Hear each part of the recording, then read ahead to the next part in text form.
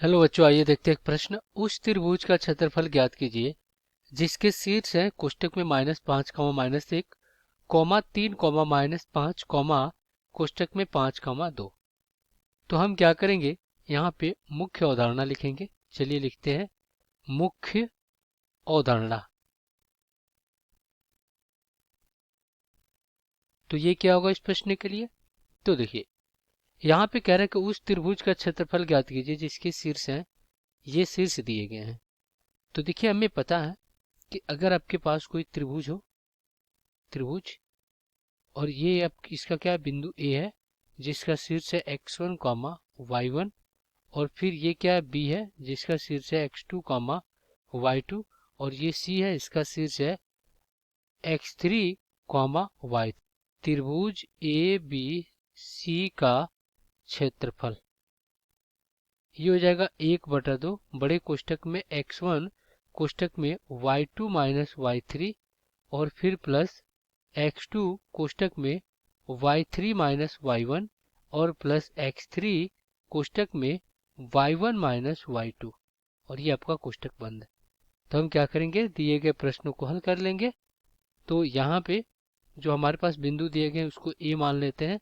ये क्या देगा, -5, -1, और b दिया गया है 3, -5, और c क्या दिया गया है 5, 2। तो यहाँ पे x1 कितना है, -5, x2 कितना है, ये है 3, और x3 कितना है, ये है 5, y1 कितना है, ये है -1, और y2 कितना है, ये है -5, और y3 कितना है, ये है 2। अब हम क्या करेंगे, दिए गए सूत्र में इसको रख देंगे। तो त्रिभुज ए बी सी का क्षेत्रफल, त्रिभुज ए बी सी का क्षेत्रफल क्या हो जाएगा, 1/2 बड़े कोष्टक में x1 कितना है, -5, कोष्टक में y2 माइनस y3, तो ये क्या है, -5, और y3 क्या है 2, तो ये हो जाएगा -2, और प्लस यहाँ पे x2 कितना है 3, और फिर क्या हो जाएगा y3 माइनस y1, तो y3 क्या है 2, और y1 क्या है 1, तो माइनस माइनस प्लस हो जाएगा, 1 हो जाएगा, और प्लस यहाँ पे x3 कितना है 5, y1 माइनस y2, तो y1 कितना आपका, y1 है -1, और y2 कितना है, y2 है -5, तो ये हो जाएगा +5, और ये कोष्टक बंद है। तो यहाँ से आपका क्या हो जाएगा, 1/2। अब देखिए -7 और -5, माइनस में गुणा होकर प्लस हो जाएगा, तो ये हो जाएगा 7×5 = 35, तो ये हो जाएगा 35। अब यहाँ पे 3 और 3×3 = 9 हो गया, तो +9 हो गया, और यहाँ पे 4, तो 4×5 = 20 हो गया, तो ये +20 हो गया। इतना हो गया। अब देखिए ये 55, 55 और 64 हो जाएगा।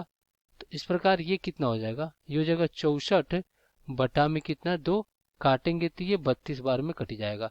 तो इस प्रकार कहेंगे त्रिभुज ए बी सी का क्षेत्रफल ये कितना आ गया, ये आ गया 32 वर्ग इकाई। तो ये क्या हो जाएगा, आपका उत्तर हो जाएगा। आशा करते हैं बच्चों ये प्रश्न आपको समझ में आया होगा। धन्यवाद।